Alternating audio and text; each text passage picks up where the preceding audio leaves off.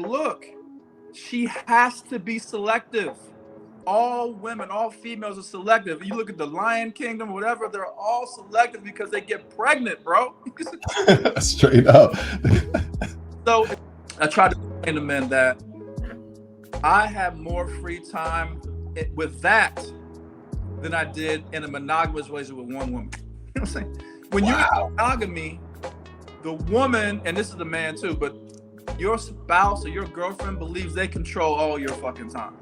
Like you are accountable to them in terms of what you do, how you move.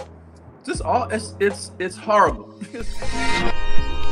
Nothing is more important than knowing your why.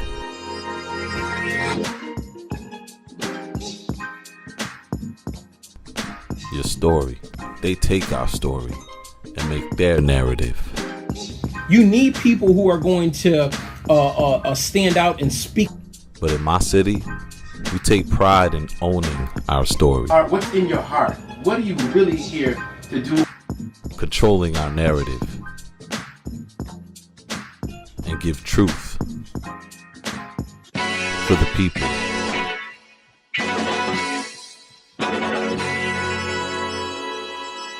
A lot of work, put a lot of energy and everything.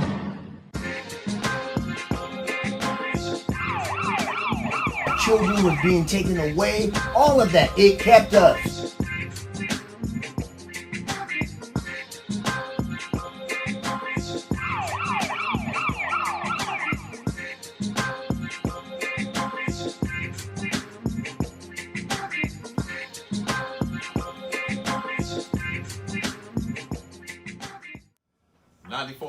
WYBC, the rhythm of the city. Good morning, New Haven. This is Moving Target. Moving Target, the only move. Peace. What's going on, everyone? This is Moving Target Podcast, and I am your host, Yane. So I want to talk about an interesting article I found on what they call solo polyamory.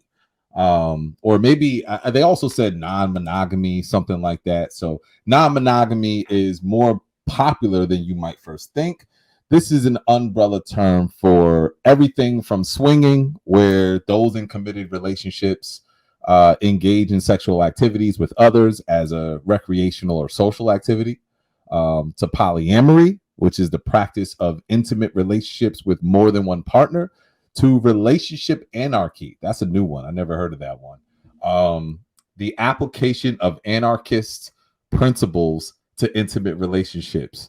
They're just doing the most with labels, man. I swear. But according to a 2006 study by the Journal of Sex and Marital Therapy, 1 in 5 single U.S. adults had previously been in a consensually non-monogamous relationship. Another increasingly popular choice is foregoing relationships altogether. So 53% of people say that they're okay with being alone for a while following on and off lockdowns, according to Bumble's 2022 global dating report. You know, it's already weird that data from dating apps has become our reference because it's just not real. It's just not real, but this is where we are. And I guess real is relative, but still, do we know what we're doing? Do we really know how to be with someone? Do we know how to be with ourselves? I mean, if we don't really know how to be with ourselves and the divorce rate is at an all-time high, in fact, nobody's even trying to get married, how's poly going to work? How's that going to work? You know? So here to really unpack this and talk about some other things, we have special guest, which I'm really excited to have this conversation, Carl Stevens. Carl Stevens, what's going on, brother? What's happening, man? Peace. Thanks for having me. Peace. Yes, man. Thank you for coming on. You know, Moving Target had one of the best episodes with your wife, Kenya. And, you know, I talk to brothers now and I'll show them that episode and they're just like, wait, who's her husband though? How does that work? You know, and I'm like, listen, man, her husband ain't no simp, bro. This brother be on it. He's sharp. So yeah, it's just great to have you on. I've been really wanting this conversation. And you've been talking to men for years. You've been writing books. You've been creating space for men to help men heal. Some of my lowest points, you and I had a session before, and it was even that session, it still sticks with me. And lately, there's been this uptick in the red pill manosphere on YouTube and in other places. There's been the idea of crisis of masculinity, the masculinity crisis. What do you think about this whole red pill philosophy and the whole view of masculinity in today's age? Yeah, it's a great question. I feel that, monogamy and the culture of monogamy has done a number on people. You know what I mean? The first thing to understand is that, human beings were not monogamous. You see what I'm saying? Like, I know that's a cliche thing to say.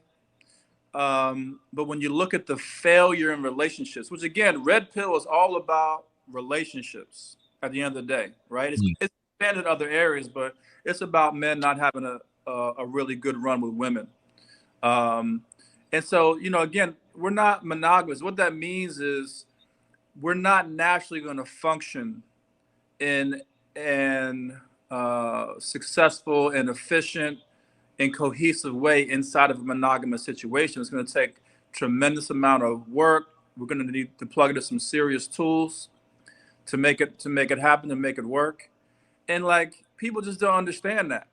You see what I'm saying? Like, for so many years, men have assumed that the reason why women were with them is because that's women's nature, to just want to be married and be submissive to a man, and that's women just, they don't want to have sex with a bunch of people. They're not really that promiscuous like men are. And none of that's true. It's the illusion of monogamy that's given men that impression. So now what happens is women become more free. So women can vote now, they can get educated, as of the 1950s and 60s.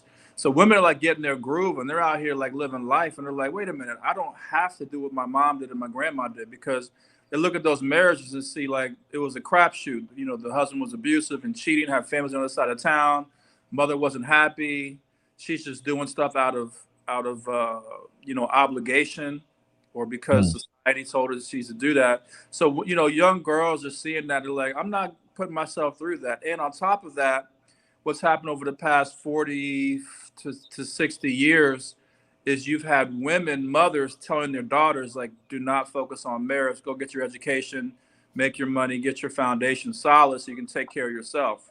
So that's the new environment, right? And so what happened is men haven't been able to keep up. Like I said, they thought that the women were with them because that's what they really wanted. Like, no, want is freedom, and they want fun and pleasure, and they want to have a good time and a fulfilling life. The same thing that men want. You see what I'm saying? And so now men are having a hard time adjusting. And unfortunately, in the red pill space, they're blaming women for the issues that they're having, as opposed to saying, well, wait a minute, what is it about the way I think and the way I was educated about relationships and about manhood and womanhood that might have me confused out here in the streets? Because it's not all men having a hard time in the dating world. Like, women are abundant. Dating's always been abundant. Sex is abundant. Love is abundant. Like, there's a lot of men who are having great success out here and really fulfilling marriages and relationships and the whole nine. Yeah, and they're not all six figures either. No, it's not. It got nothing to do with that. And that's the thing. Like, that's how you know that the men are misguided, because they're thinking it has something to do with money and they think it has something to do with whatever. Like, no, if you are a man and you're inside your masculine energy, then you're going to attract women. Period. Point blank. It's just the way it is. It's not like a big scientific thing. Like, you can measure how strong you are inside your masculinity by the number of women who are interested and desirous of being with you. Do you subscribe to this idea that masculinity is in crisis? And do you believe in the whole toxic masculinity perspective? Yeah, I mean, masculinity has always been in crisis. It's just been covered up. So, for example, like I said, you can be in a monogamous marriage as a man and not really be in your masculine. You know what I'm saying? You're saying woman, you could be in a marriage and not really be in your feminine, not be committed, not be inside your power as a woman. You can be in a monogamous marriage as a man and not really have any sexual skills. Mm. You know what I'm Yeah. saying? Yeah. So, manhood has been in crisis. Masculinity has been in crisis. You know what I'm saying? Like, we don't have any or very few initiations where boys are initiated into manhood. Mm. Traditional African culture, historically, you've had to do that because our ancestors understood that you don't just automatically go into masculinity and manhood when you hit a certain age. You have to you have to go through a process where you let go of your little boy Mm. and step into manhood and being a man. And so, yes, manhood and masculinity has always been in crisis. I'm not a believer in the whole, you opened the show by talking about like the poly thing and all these different terms. I don't buy into all these terms, man. Toxic masculinity, toxic femininity, whatever. So I don't really buy into that. Yeah. Uh, can a man be toxic in terms of be abusive and all that? Yes, just like a woman can. You know what I'm saying? People, Mhm. that's how we do it. People. Yeah. And I would think that right now, when you talk about initiating boys to men, what would that look like if you can implement some type of way or maybe you already do offer even parents or even other men of how to initiate boy to man? What would that look like? Yeah, what it look like different stages. So, you take, say, like 12, 13-year-old boys before they hit puberty, and you have them do things together with other boys to start to develop brotherhood, the concept of brotherhood. Yeah. Have them go through struggle, you Mm. know, and so that they can persevere through that struggle, so they can Yeah. see that I have to adopt a different quality about myself to make it through the trials and tribulations of life, right? Yeah. I would teach them about their sexuality.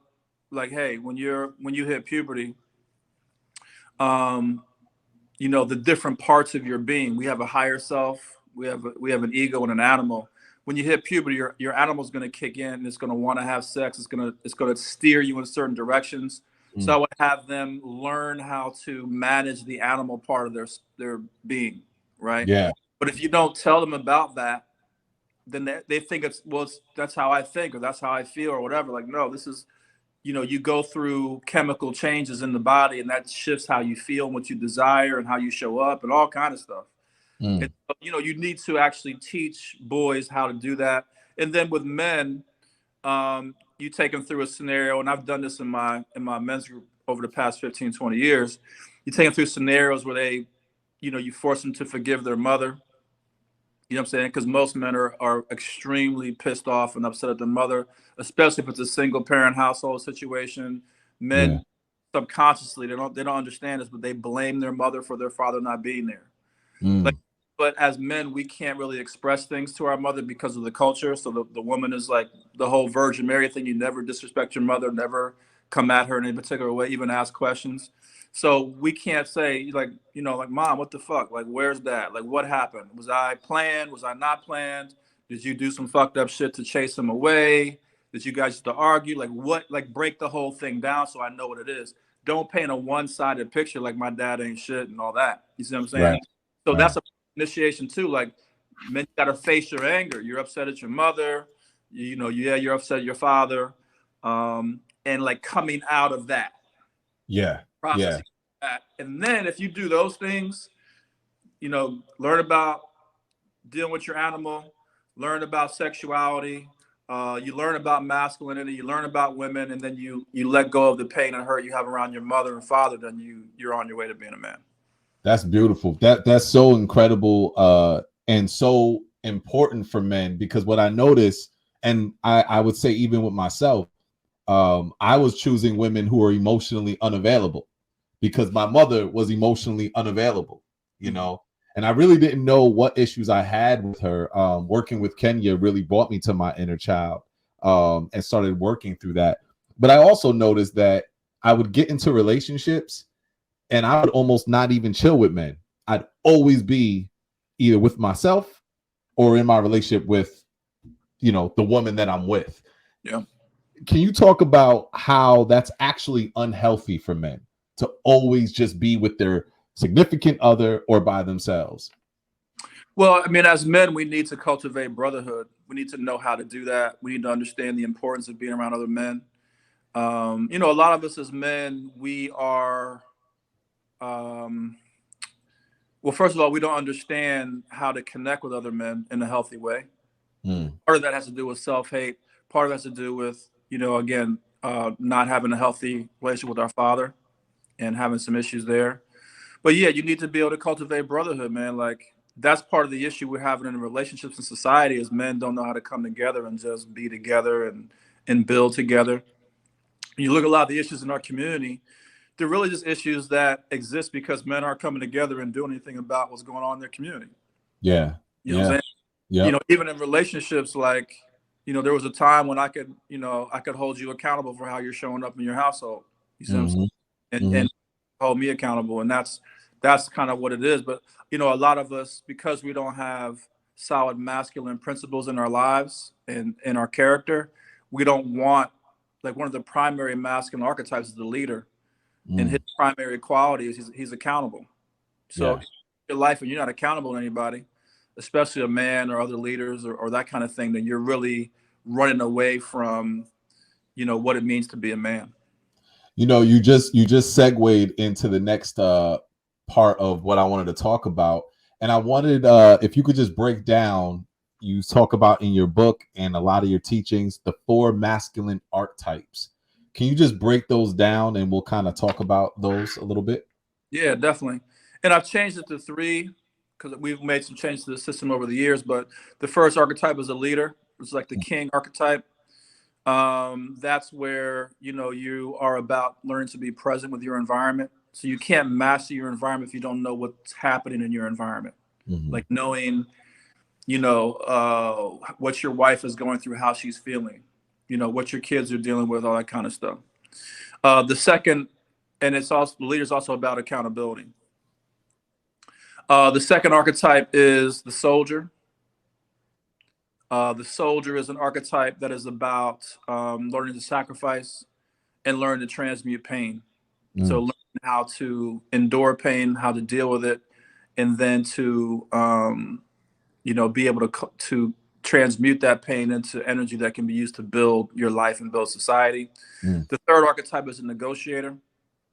The negotiator is an archetype that's about you know, learning to deal with the world, learn to communicate, learn to be into the concept of commerce and the concept of trade and learn to find your value as a man. So those are the 3 primary masculine archetypes. And when we moved into the androgynous space, it's called the monk. The monk is about you being purpose driven.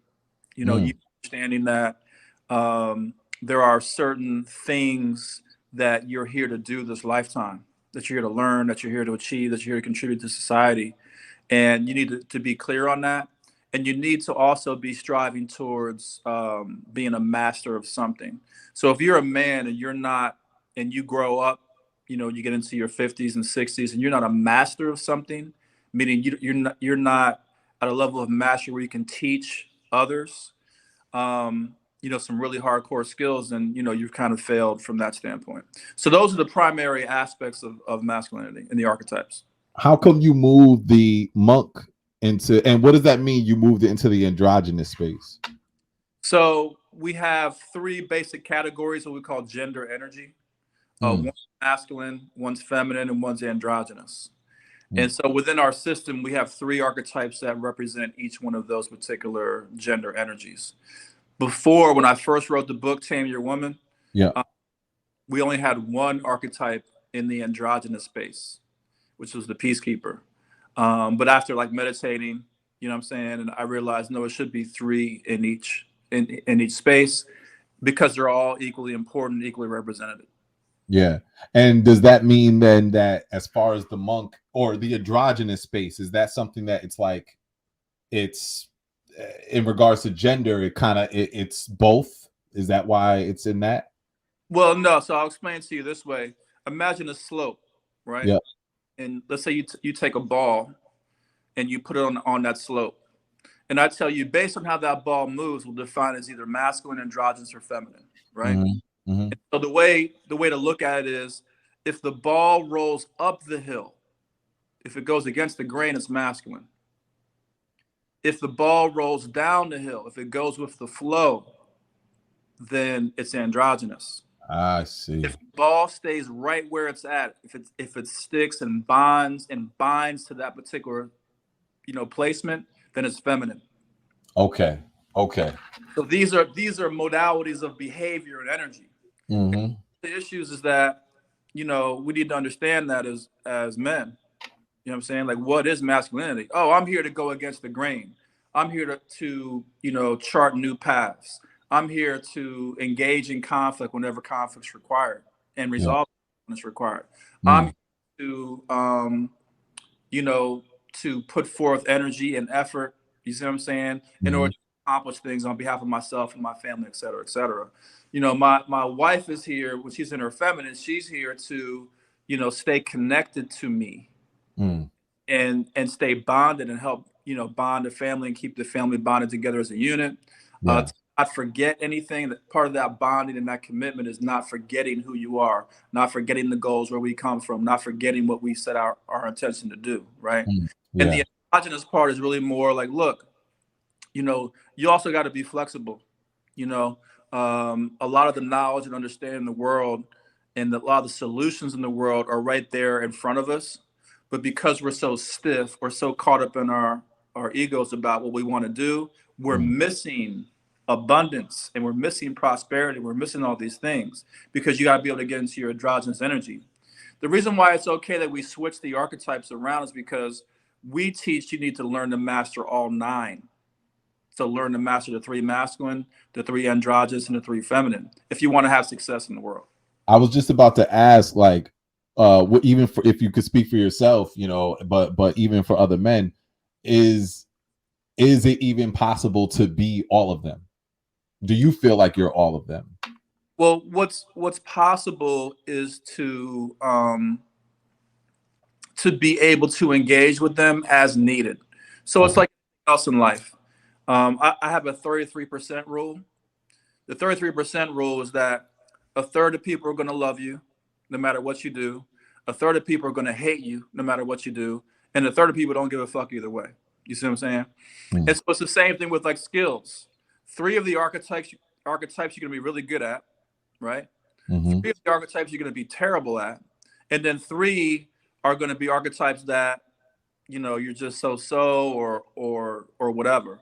And so, my thing is, like, as men, just learn to engage the other archetypes so at least So for example, when I used to work construction, do some carpentry with some, one of my buddies, and there were certain things I was a lot better at. There were certain tools I was better at using. You see what I'm saying? But the point is, the good thing about being a general carpenter is you learn to use pretty much all the tools. So if I need to put drywall on the ceiling, you see what I'm saying? Like, I can do it. Am I good at it? No, I'll probably get critiqued and all that kind of stuff. And it's nothing I want to do, but can I do it? Yes. I probably know enough about electrical to like finagle some electrical stuff. Like, I know how to turn off the circuit breaker and all the power to the house. I know how to run lines. I know the colors, so I can do that. Am I an electrician? Heck no. You see what I'm saying? Yeah. But I ever hired to do it? No. But I know enough if I need to do it. You see what I'm saying? Yeah. And that's my point with the archetypes. Like, we gotta have some level of proficiency in all 9. Which one would you say, as you were evolving, as you were growing and learning all this and learning yourself, which one would you say was probably the most challenging? Yeah. For me, leader was always tough. I have leader in my chart. That's a tough one, to be the king. Yeah. Take total responsibility for your life and the life of everybody in your environment. Because when you're in a king mindset, you take responsibility for everybody. Like, if you're in my cipher, if you're on my block, if you're in my family, my household, if wherever, it doesn't matter. Like, I'm going to take responsibility for you and your well-being. It doesn't got to do everything for you, but you're not somebody who's separate from me. You see what I'm saying? Yeah. So that mindset is tough for a lot of men to wrap their brains around. It's been tough for me personally.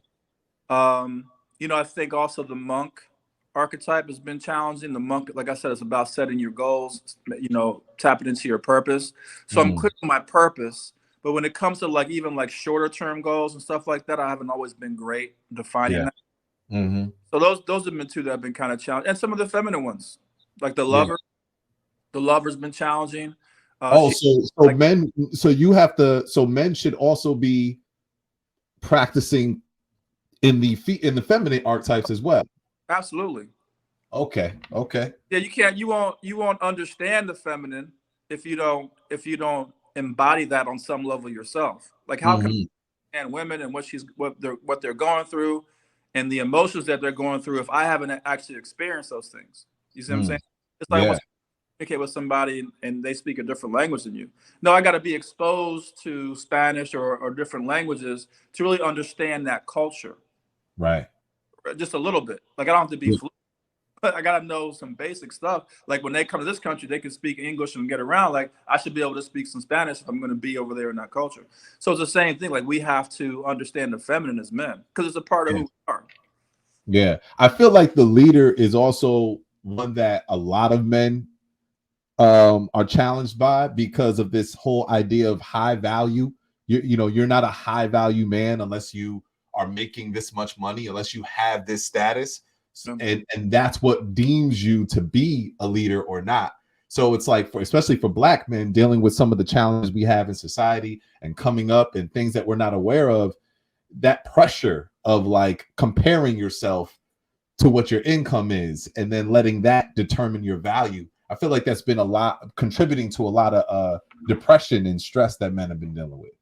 Yeah, and that's a false narrative. I mean, your masculinity is not defined by how much money you have or how much you make, right? The closest archetype to reflect that would be the negotiator archetype, because the negotiator governs commerce and governs trade and sales and value. So as a man, what you should be able to do is you should be able to go make money and acquire resources when you need it. You should know how to hustle, even be willing to hustle. That's the key. You see what I'm saying?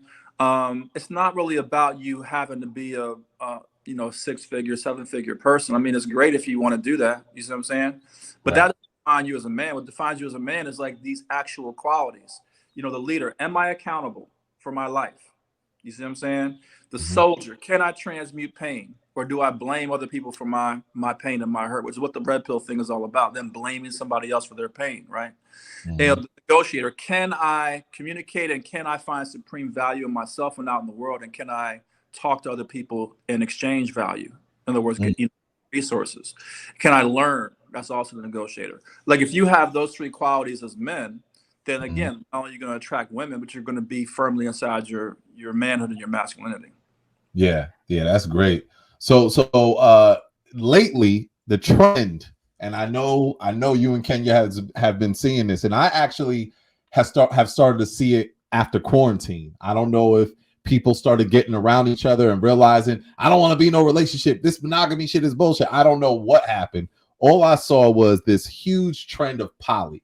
Everybody wanted to be poly, and in some ways, I feel like it was dangerous because you had a lot of men who might have been really wise and spiritual and older, meeting women who were emotionally vulnerable, saying, hey, I'm making this much money. Hey, why don't you come with me and my wife or let's create this poly situation? And there's no understanding. I feel like a lot of it is misguided. Before we start getting into some questions I have about the whole poly and what that is, what do you think of this poly trend? What have you observed about that? Well, I like the poly trend. It's going to be a shit show. You know what I'm saying? It's brand new. People are bringing their monogamous mindset into it. You know what I'm saying? Yeah. Worked on their issues. They're still jealous and, insecure and all that. So it's just like monogamy has been a shit show. Poly is going to be that way for a while. Like me and Kenya's, one of our contributions in terms of the work we're doing on the planet this lifetime is we kind of brought poly to the Black community. Absolutely. Like, Black couple that's been on TV talking about poly. So we realize it's going to get big. All we're doing, we're trying to let people know, like, look, you do need tools. Like poly's not a solution for anything. You see what I'm saying? Poly is just it's an understanding that I don't have to be monogamous. That's all we're trying to let people know. And that if you feel like doing something different or outside tradition, you can do that. But yeah, I think it has to be the new trend. Most people really are not actually poly. They're, like I said, they're monogamous. There's still a lot of lying and deceit inside of it. But that's how it goes. It's going to take time. Also, in terms of like women joining families, again, I'm not really, there's some real issues inside of that as well. Mm, A lot of these are like men, they still don't have the equality mindset. So like they're mm, wanting other women, but won't let their women have other men, which, there's some signs of serious insecurity there with that. mm. That's got to be worked on at some point. And then within these situations, the women are not really usually treated fairly. Mm. And the wife is not really even down with it like that. She's doing it to kind of keep her relationship. So there's so much manipulation. It seems like there's like a lot of deceit and manipulation to even make it happen. So it's like you're not even starting from a healthy ground. Yeah. Yeah, it's unfortunate. Like I said, that's when you look at monogamy, there's a lot of deceit in monogamy, right? Yeah. So cheating, like the cheating rates above 60%, and people are not telling each other the truth and lying. So it's just bringing that culture, unfortunately, over into the poly space, into the polygyny space and all that kind of stuff. So yeah, I think women are starting to wise up to it a little bit when it comes to these couples approaching them and, setting like really, solid standards and expectations for if they're even going to entertain that type of thing. Yeah. Yeah. I think so monogamy. I've had this debate on the show before when I was on the radio, and this brother wrote a book on dating. Okay. And him and his wife, had a great marriage for 6 months.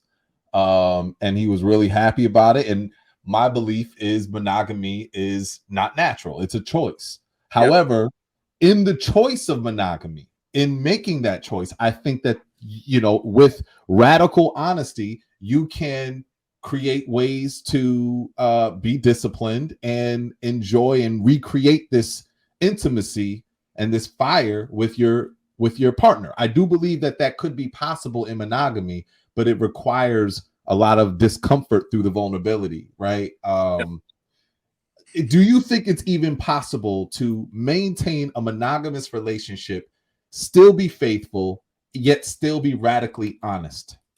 Oh yeah. Yeah, I Okay. think it's possible. The only issue with the monogamous space is that people expect that. They think it's automatic. Mm. And it's the monogamous marriage is one of the hardest things you'll ever do in your entire life. Period. Okay. So if you expect that to happen, then you're probably going to fail. And if you have the tools, you know what I'm saying, and you acknowledge that, hey, we're on a journey together. This is going to be, you know what I'm saying, this is going to be some stuff right here, but let's set our mind to doing it. Then sure, you can. Yeah. I'm a firm believer that, again, I'm not against exclusive marriage and dating. I think it's great. I'm against the idea that it's automatic for human beings. It's not. Right. So when I talk with brothers about you and Kenya, I've referenced Kenya so much. She has been such a significant moment in my life to evolve to this next level. I mean, I was doing the meditation and all that, but it was very performative. I didn't start really dealing with the inner child stuff until I hit my 30s, Okay. So, but when I talk about you all and the relationship you all have, they think as if, you guys like got together for a little short time and then boom, just started getting into poly. But the reality is you were together for how long before even having the discussion of poly? We were together for about the first time we had discussed polygyny. Okay. Me adding wives even before we got married. And that's the man having wives, but the woman not having. Correct. So we discussed that. Then we had a discussion about it like year 4 or 5 or something like that in our marriage. But we had marriage counselors, in our society, our spiritual community, and they were like, "Well, you don't even think about it until after 10 years of marriage." So, Okay. like, okay, we were like, so no. So we went 10 years of being strictly monogamous, and then eventually, like year 12, we had a discussion about it, and then it took us a couple years after that before we actually got into it. So you're talking about between 12 and 14 or 15 years before we actually got into a poly space. And during that time of before you got into that space, how was it being monogamous? How was it for you? I mean, it was fine. I mean, the issues that I had in monogamy was, I had issues around some sexuality. My wife Kenya wanted more frequent sex than I did. He wasn't working. I was working full time. I was traveling. You know what I'm saying? And, she's at home waiting on me, like ready to go, and I'm like, I'm trying to go to sleep. But I had issues around that. I just, my sex drive either wasn't as high as her, or I was tired, or whatever. Frequent thing in monogamy as well. But besides that, it's just a normal struggle. It's really more about we were having kids. We had a couple of really hard times with, some medical stuff, like Kenya had the cancer stuff she was dealing with and all that. So we're just living life, like trying to make money and raise kids and all that. That was the main focus. Yeah. But and when it came to like your communication style, I would imagine the conversation, the initial, and I do want to go into that initial conversation, but what was your communication style and what tools did you have in place before having that poly conversation, or was the poly conversation what introduced you to having tools? Well, us going into poly is how we ended up creating all the tools that we teach now. Got you. We didn't have any tools before that. The only tools that we had were spiritual tools. So we had an oracle. So we believed in consulting the oracle. And we understood that, my person, my ego, not the God self, but my ego is the one that wants all these things and all that kind of stuff. Okay. So, we would do readings on stuff. So if we did a reading on, for example, like adding a wife to the family, and it doesn't come up positive, and our counselors say it's not a good reading, then we just don't do it. So we have that kind of tool, like, again, accountability, right? Yeah. I'm not just calling the shots and saying, okay, I'm adding 2 women to the family. Like, no, we're checking in with the oracle. She got the same oracle I got. We can both do our own readings and see what's up. And then we both got individual counselors and marriage counselors. So we're completely and totally accountable to other people. So we have those tools in place. But in terms of like an understanding of why I wanted what I wanted, why she wanted what she wanted, why monogamy wasn't working out, why polygyny, like looking at the polygynous couple families, why that wasn't working out, we didn't have those tools at that time. We had to develop those on our own. So she comes to you, from what I remember when she shared her experience with when this conversation opened up. She talked about meeting a man and having, an orgasm, and then coming to you and talking to you about it. As a man, you hear that. Walk us through, because I know there's going to be other men listening. Walk us through like your whole process, the way you internalized it, the way you processed it. When people ask this question, it's kind of hard to explain because people are looking at it from like their current lens and what's going on today in the dating world and all that. Yeah. Back then, I didn't have a concept of a woman desiring another man if she's already married. So he brought that to me. It wasn't even, it's like you talking to me in some foreign language that I've never ever heard before. Like I didn't take it personally. I wasn't upset about it. Like none of that. Like I didn't like, what the fuck are you talking about? Like, how's it even possible? You seem like, I don't even understand. Like what? Like, you know what I'm saying? Like, so it's even a thing. So I'm just like, yeah, okay, well, let's just go to counsel, with our counselors and to see what they say to do. So we went to counsel. They said, yeah, they told her, just ignore it. you know, whatever. See, I didn't understand it was even like a big deal. Okay.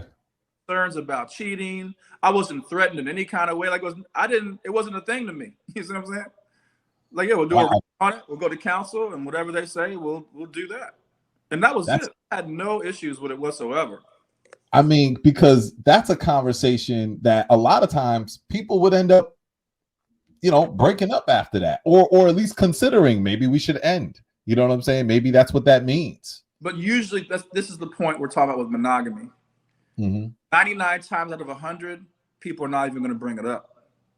So between me and Kenya was, we would talk about that kind of stuff. So when I fell in love with the woman I fell in love with like 4 or 5 years later, I came and told her about it. Like, yo, man, I'm in love with this woman.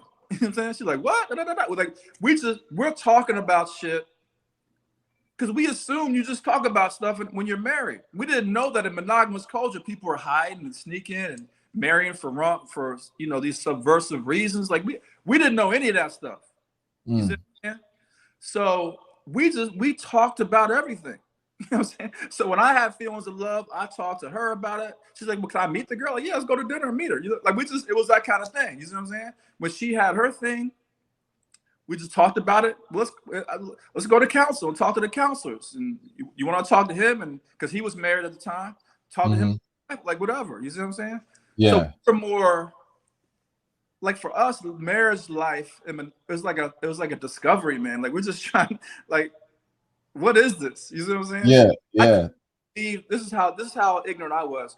I couldn't even believe that I had attractions after I got married. I thought once you got married, like that stuff started to count. Right. You know what I'm saying? I couldn't believe it, bro. That's bullshit. Ever. Yeah. so the, like, because I think what's beautiful about that is, you know, you're talking about, like, when you look at marriage, if you want to talk about it like two becoming one, it's really almost like how you're a baby. And when you're a baby, you start to explore and you start to discover certain things. And there's almost a fun, adventurous way about it. What I love about what you're saying is you both were like, hey, we're trying to experience this. We're first time in this marriage trying to explore all this. But the one thing that didn't seem like it was ever on the table, you let me know if I'm wrong, was stopping, was divorce, was ending. No. That was our one vow to each other. And again, based on our tools, we were like, we're not getting a divorce. Like, we just thought that shit was stupid. We're like, if we have issues in the marriage, we're going to work through it. You see what I'm saying? We're going to fix it. Period. That was our attitude. Yeah. And divorce. And we were firmly against breaking up a family. Like, what is that about? That you got kids, and we're, you know what I'm saying? We're going to live in different houses, and these kids are going like that. To us was complete and total ignorance. Wow. That's why we never even thought about divorce. You know what I'm saying? Yeah. It didn't make any sense to us. So when you first started, like, you know, you both agreed, let's try it. Were there certain rules you wanted in place? Like, how did you start adjusting to what this looks like? And even now, are there certain stages you have to go through that you both agree upon in order to bring somebody into the love network? Well, the way it is now, we do what we want to do. Okay. Yeah. Okay. We're not in it. I don't check with her on anything. She don't check with me. If she wants to bring me in, like meet this person or whatever, then I'm cool. If I want to bring her in, then cool. But it's not. So we're free, autonomous beings. You see what I'm saying? Wow. But yeah, when we first started, we had rules. just you know, insecure. You know, and it's fine because you got to. Monogamy is so constricting as a culture. You do need to kind of ease into a poly. I can't take an animal that's been caged all its life and put it out into the wild and think it's going to survive. Right. Like, I don't know if you've seen any of those videos, like people have like fish or whatever, and they put them out in the pond for the first time, and another fish come and eat them right away. Like, boom. You see what I'm saying? Like, you know what I'm saying? You don't know anything about the outside world. So I didn't know anything about freedom. Neither one of us did. And we're so used to being on top of each other and all that. So we had rules like no sex in the marital bed. I think the one rule we have, which we suggest to other couples, is that whoever's idea it was to be poly, the other partner goes first. You know what I'm saying? Interesting. Yeah, because Interesting. if it's my idea and I got 10 women lined up, you know what I'm saying? Yeah. Like, that's a complete and total shit show, because now I'm with all these women, we're dating and related, and my wife's still trying to figure it out. And that's gonna make resentment, you know. It's gonna. So no, whoever's idea was, the other person goes first. Okay. Once they get their feet, then the other person whose idea was can go. Okay. So And was there like all the rules? I'm sorry, say it again. Eventually, we got rid of all the rules. What made you get rid of all the rules? Was it like, look, as we harness more of, us and who we are and releasing ego, we don't need rules, we know what this is? Or what led you to that? Yeah, the rules and these quote unquote boundaries that people have is to protect the ego and to protect your insecurities and all that. So for example, the one rule, no sex in the marital bed. So how stupid that one was. So she flew out of town to go see her guy, and then one of my girlfriends flew in town to see me. So Kenya's gone. We're this big 4-bedroom house or whatever. And but we had this rule, no sex in the marital bed. So, and we got this huge king size bed. So I ended up blowing up this fucking air mattress. And it's right next to the bed. You see what I'm saying? So me and my girl, we on the air mattress doing our thing. You see what I'm saying? And I look over the bed like, what the fuck? Like, that's funny though. What am I doing? Like, what's the difference? Right. Yeah. You know what I'm saying? Yeah. We, eventually we laugh and joke about that. It was like, yeah, why are we doing that? It's stupid. But, again, when you're coming out of monogamy, you're so insecure and concerned about, what could possibly happen and someone loving you more than whatever, that you put these rules to make you feel okay. And it is cool. I guess it's natural. Would you say that if a couple is exploring that, would you say that that's inevitable, that they're going to go through a phase of creating rules and boundaries, or are there tools that they need to help them understand that they don't need the rules? Well, yeah, there are tools that they need to understand they don't need the rules. But again, monogamy is a rules-based relationship structure. So again, going from that, like going from a cage, no looking at women, don't text, don't spend no money on women, no dating, no sex, be home by this time, let me see your phone, like all these fucked up crazies, just psychosis. You see what I'm saying? So you keep that mindset to, all right, be free. You see what I'm saying? Do you. I love you. I know how to communicate with you. You know what I'm saying? I'm confident in us. Like, you don't just go to that. The rules of monogamy are set up because you're not confident. So here's my thing. Check this out. If you're with your wife and you all are married and you love her, she loves you, to me, out the gate, the rule should be you can do whatever you want. Because, even in monogamy, right? Because if she truly loves you like that, then she's not going to do anything that will cause you any kind of hurt or pain or harm, right? Right. But people don't believe that. They believe that if their partner has freedom, that they will literally do a series of things to hurt them and harm them intentionally. Whew, man, listen, I'm thinking about it, and I'm also thinking about it through the lens of other men. It's just, you know what it is, bro? It's the fact that, and this is completely my ego, and this is also a misconception I'm sure I have, but I feel like when women physically engage with a man, yes, sometimes they just want some dick. That's true. You know what I'm saying? But I feel like there's an emotional component to what makes them comfortable to engage in sexuality with a man, but for a man, it's like we could drop some dick off and that's it, have no emotions connected to it. So for me, when I think about it, I feel like this other person is exploring an emotional connection with this woman that I only had that with. And it really it's hard to see. It's hard to embrace. You know what I'm saying? No, it's hard. But the thing is, again, do you believe that you and your wife have an emotional connection? That's question one. Mm-hmm. And is, do you believe that emotional connection can be threatened by her or you having an emotional connection outside of the both of you? And the answer to that should be no. I don't believe that, my wife having a friendship or relationship with a man is going to in any way impact my connection to her and her. Because what we have is what we have. Right. See, the reason why men need to be concerned about it is because they don't really have the connection they're claiming they have with their wife, and vice versa. You see what I'm saying? That's real. And yeah, you know that if a real motherfucker shows up, you see what I'm saying? Yeah.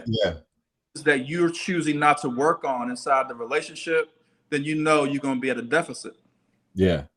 But if you're a real brother, you see what I'm saying? And you connecting with women on some real stuff, like this is who I am, and you're telling your truth and that whole thing, and she actually chose you, then man, you are good for the rest of your life. There's nothing that's gonna take away what you all got. I don't care if she's dating 100 men. Yeah. So I walk in supreme confidence with that. You see what I'm saying? Like nobody's taking away what I have with any other woman on the planet. I don't care. Man, hold on 1 second. I apologize. Give me 2 seconds because I want to touch on that.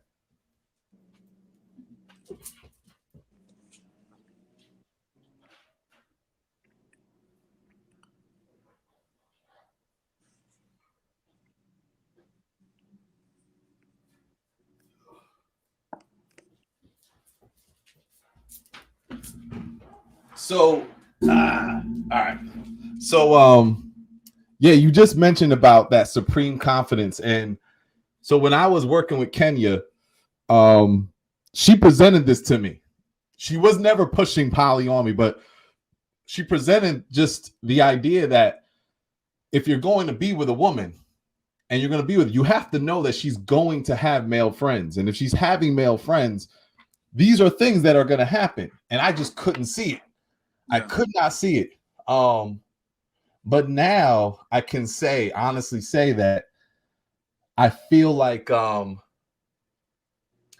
once I really started to understand what love truly is, and this might sound cliche, but I feel like once I understood that love was so outside of possession, it was outside of expectations.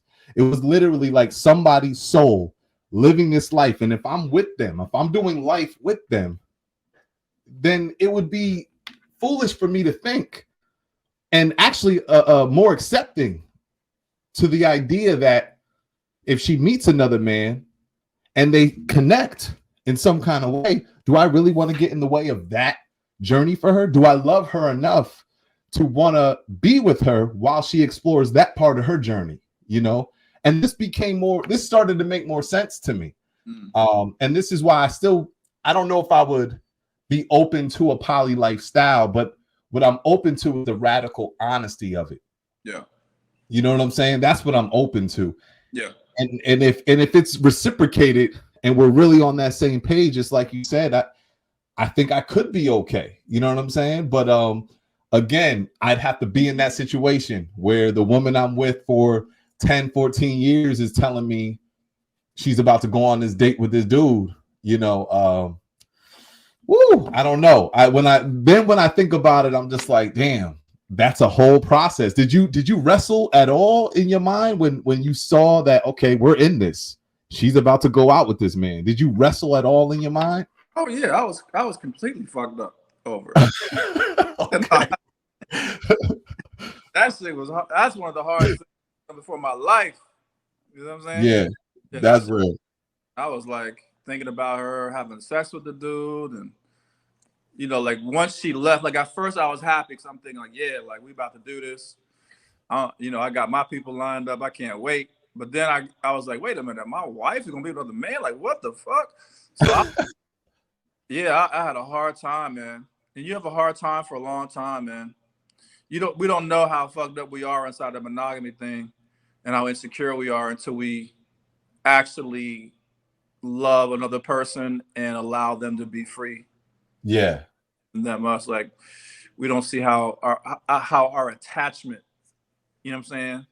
Yeah. Relationship. So yeah, it took a long time, man. How many It's a long time. how many wives do you have now? I have two. So I have Kenya and I have another wife that I'm married to as well. Okay, and I think I follow you on Instagram. I think you guys got married a couple years ago, right? Is that right? Yeah, it'll be 2 years this May. But you've known her how long? We probably knew each other and dated for about 2 years or so before that. Okay. And then yeah, we got married 2 years later, and so we've been together for a little over 4 years, somewhere around there. And before you got married, were there like multiple relationships you've had? Yeah, it was ridiculous. Yeah. That's what I'm saying. Like, you know what I'm saying? Like, I really, and I still date openly now, but okay. I have a lot of partners, man. You know, like dozens. You know what I'm saying? Yeah.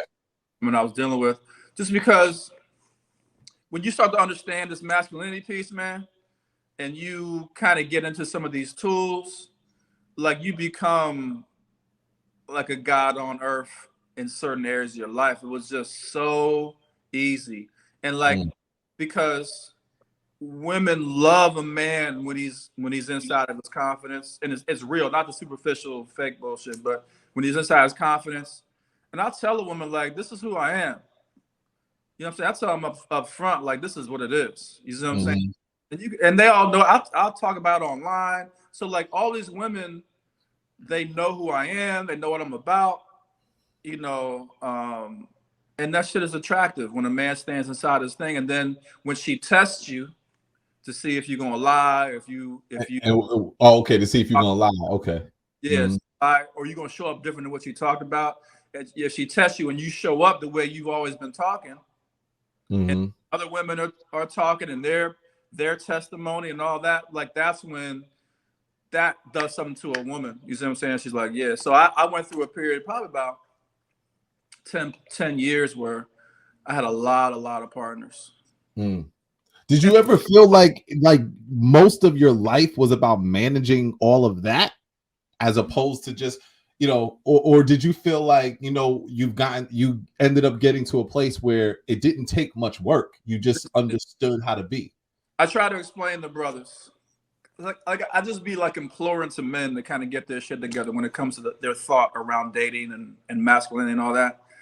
I try to explain, when I had like say 30 or 40 girlfriends, right? I try to explain to men that I have more free time with that than I did in a monogamous relationship with one woman. You know what I'm saying?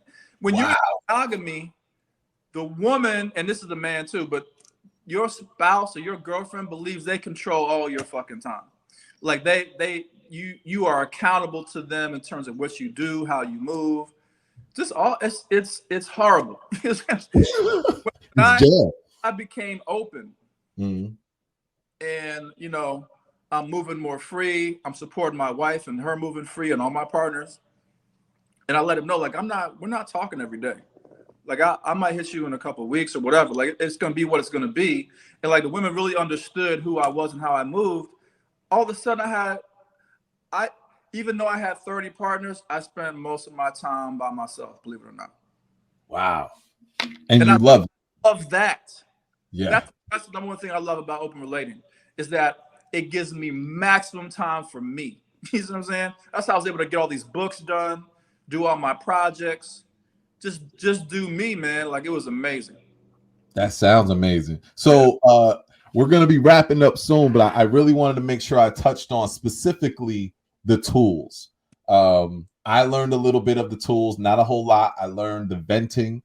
I learned that process. I learned, you know, the fundamentals of what you go by with the no blame, no shame, no cop out, no dropout. All those have been incredible for me.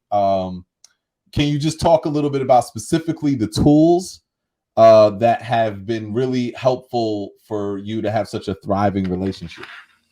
Yeah, so we have a lot of tools, man. We got a lot of tools. But so you talked about the progressive love tenets. Okay. Us is the foundation, which is our philosophy is we're all gods and goddesses walking the planet. And what that means specifically is I'm literally creating my life. So whatever I have in terms of money, relationships, happiness, whatever, like that's because of what I've manifested for myself specifically. No random events happening. Okay. So in order to be inside your God or goddess consciousness, you gotta understand, identify with the progressive love tenets. And those are there are no victims in life, and there are no villains in life. There's never a need to feel shame, never need to blame anybody. There's never a need to cop out of a situation, meaning leave it mentally, never a reason to drop out, meaning leave it physically. The purpose of all relationships is growth. And the benefit of working through your stuff with your partner is love.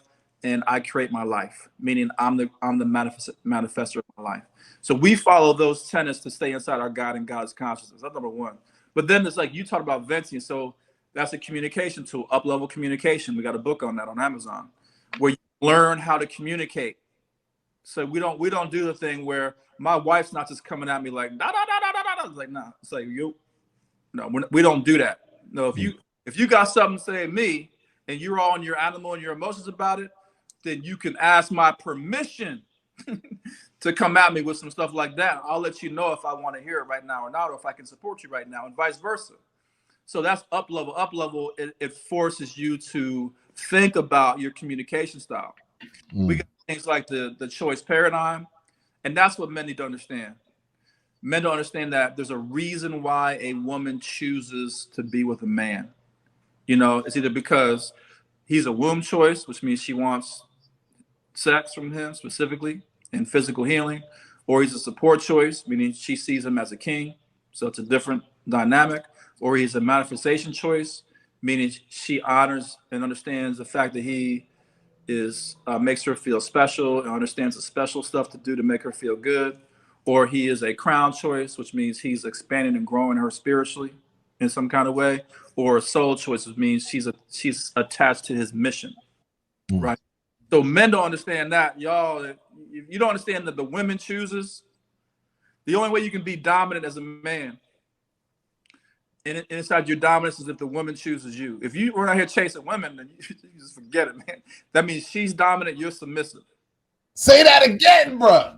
Yeah, like see, the way masculinity works is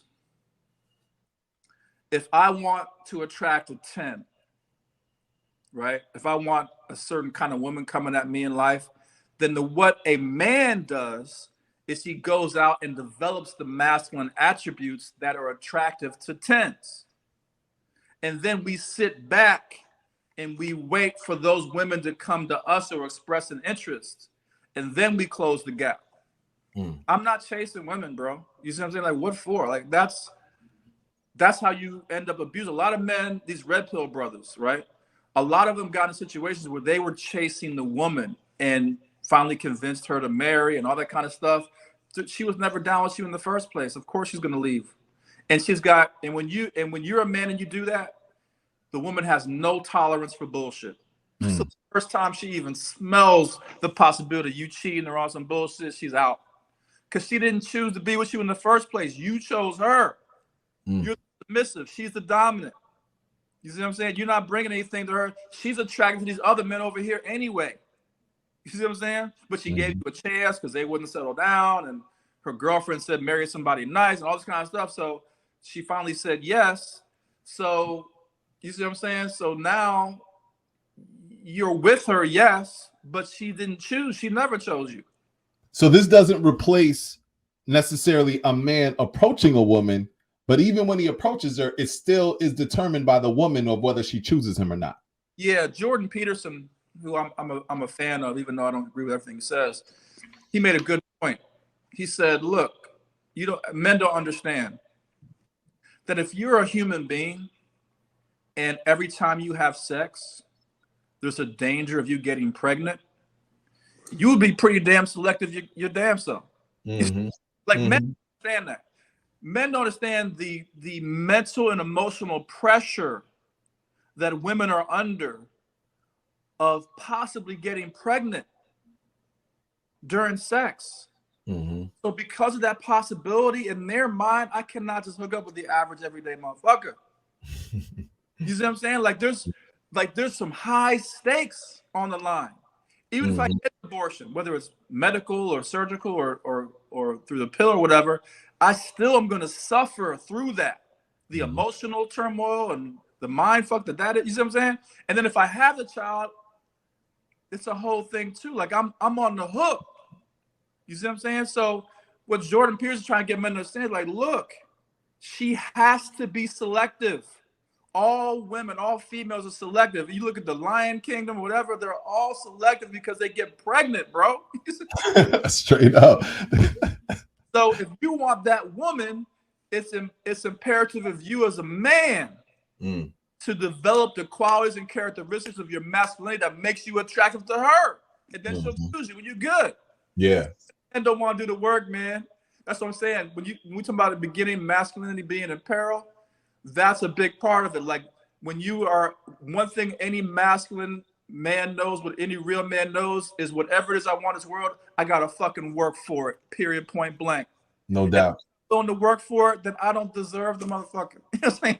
Like any man knows that. Yeah. Give time. But all that stuff is lost in this new generation. Everything people are talking, and it's just a shame. Yeah, and I think that intuitively, I feel like when a woman could sense if a man is not secure in himself, and I don't mean just not having confidence, but having those mommy issues. Even if a woman doesn't know for sure if like that men have mommy issues, they pick up on something that doesn't feel safe. Right. And what doesn't feel safe is you, bro. Because I know even for me, when I was going through my shit, I was trying to date. I was trying to chase. Nothing was happening. When I released that and really healed and was really on that journey and started to understand myself, all of a sudden there was an attraction of women who saw me different than I ever saw a woman see me before. Right. You know, and it really came from my healing, you know, with myself. You're doing the work.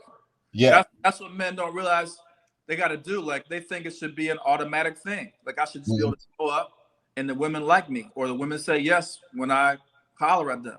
Like, no, you have to work on yourself and develop into your potential as a man. Yeah. It's no different than getting in the gym, man. You know what I'm saying? Like you got to work these muscles, work your spirituality, work your emotions, work these qualities, man. There's no automatic nothing. Like all get some automatic stuff. You see what I'm saying? Like we get a couple get out of jail free cards when we're born. You know what I'm saying? Right. But overall, you gotta learn how to go after it and make it happen. So last thing, you got a book on healthy sexuality. What you call sexuality? Say it again. Finding male sexuality. Yeah. Can you talk a little bit about, you know, again, even for men, are we looking at sexuality in a healthy way? And what does it look like when we are? Yeah, most men are not. So the name of the book is called Finding Male Sexuality, My Personal Journey in Awakening the Sexual Self, the Male Sexual Self. So most men are not. How do we know they're not? Because they watch porn. Okay. If you watch porn, man, that's your thing, then you are completely in the dark about what sex is and what a woman wants. Because what you're seeing is acting. It's not real. Okay. So, you know, we need to understand, one, again, how to be inside our masculinity as men, so that when we go into the bedroom with our woman, we bring those same qualities. Like I got to bring accountability in with me. I got to know how to transmute pain and persevere with me. I got to understand what brings out a woman's pleasure. That's the negotiator aspect, like understand the keys to what makes her feel amazing, what to say to her and when to say it to her, you know, how to touch her, all this kind of stuff. Like we need to understand that as men. We just think that women, I don't know what men are thinking nowadays, But that book is about me naturally kind of discovering the reality about women and sexuality and what they're looking for, what they want, what they need, and how to engage women properly. And then also for my own sexual pleasure, like how to maximize my orgasm, not my ejaculation, but my orgasm. You see what I'm saying? Yeah. And get into all that. So the book is about me awakening into that for part one. And then the second part of the book is techniques that men can follow to improve their sexuality. That's great. So I really want to encourage brothers. I know I ordered mine, so I want to get more into that. And I love that you just made the difference between ejaculation and orgasm.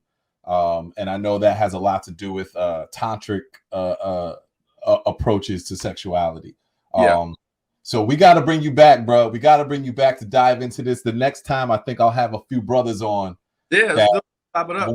Your brain, man. I appreciate you. Gratitude for you and Kenya. Thank you, brother, for joining us. Yes, sir. See you next time, brother. Peace. All right, peace.